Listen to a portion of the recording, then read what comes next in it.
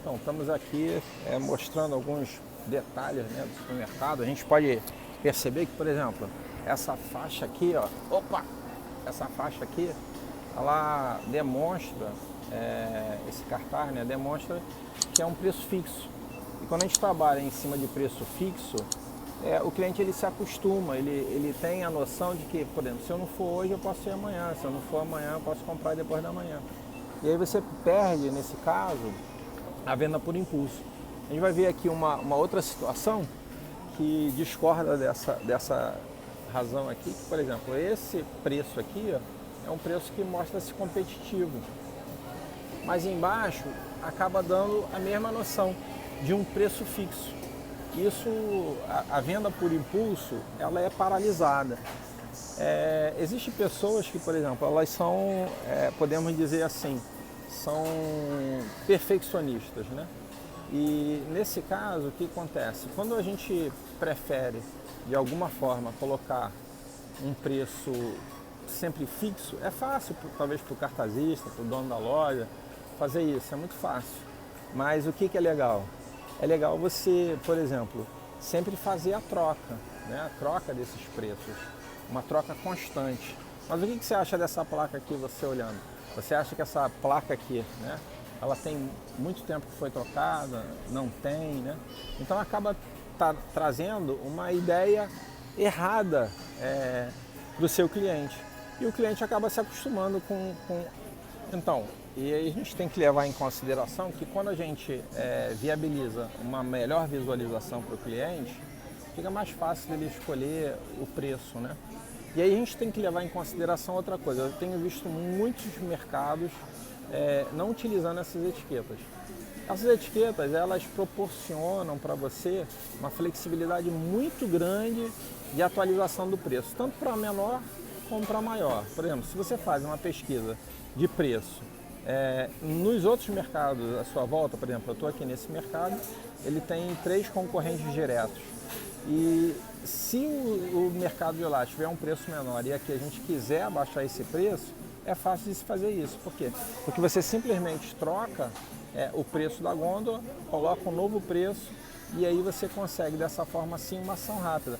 Agora imagina que você tiver utilizar uma máquina etiquetadora em todos esses produtos. Seria uma coisa assim muito louca.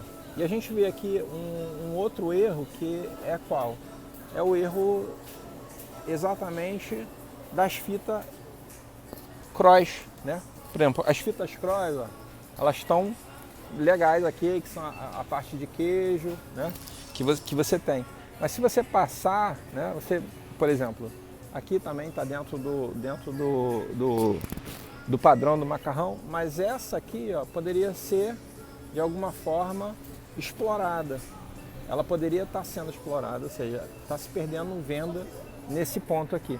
E existem outros produtos que, por exemplo, são produtos, né, que são os cortadores de batata, que não tem nada a ver com a loja. E aí você tem um grande problema. Uma coisa muito legal que essa loja aqui fez, por exemplo, ela diminuiu a altura da gôndola, fez direitinho, ó, tá vendo? Elas são gôndolas um pouquinho mais baixas, ele tinha a possibilidade de aumentar essas gôndolas, mas ele preferiu pensar no cliente. Show de bola.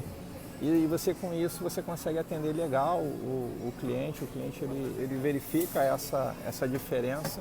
Isso faz toda a diferença para a sua loja. E aí, por exemplo, você volta mais aqui, ó, você vê, né? O que tem a ver, né, palito de dente com macarrão?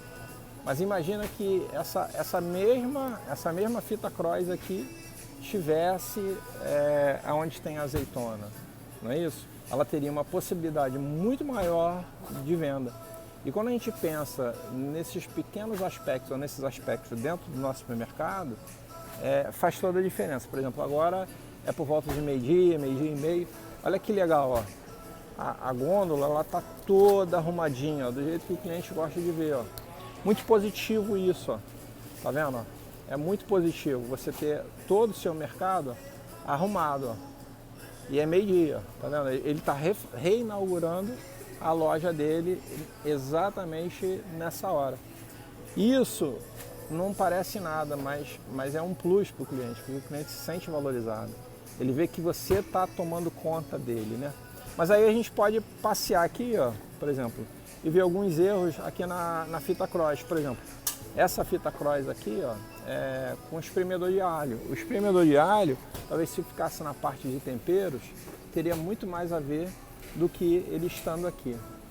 Agora a gente pode também verificar, por exemplo, como é que o impacto visual de uma ponta de gôndola ela é importante. Se a gente verificar, ó, esse mercado ele está com as pontas de gôndolas dele todas elas invertidas. Ó.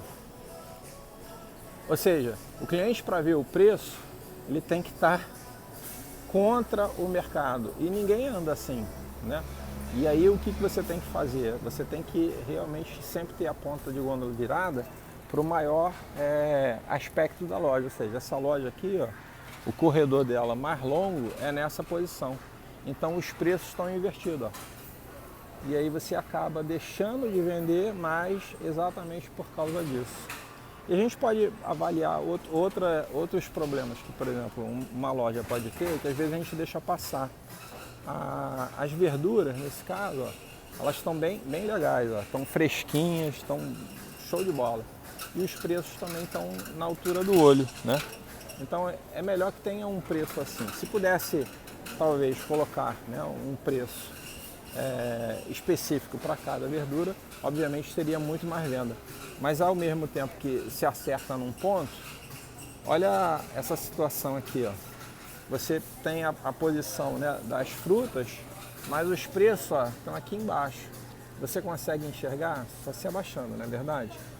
Então essa situação aqui, ó, realmente a gente não deve permitir. Eu vi aqui uma coisa legal, que é barata, é grátis, podemos dizer assim, né? Que me chamou a atenção, que pode ser feito, não tem problema nenhum.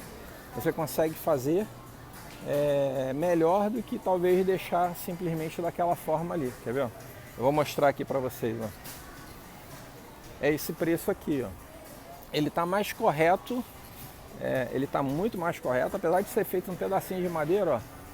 Tá vendo? Ele é mais correto do que aquele preço lá embaixo. Ele faz toda a diferença, né?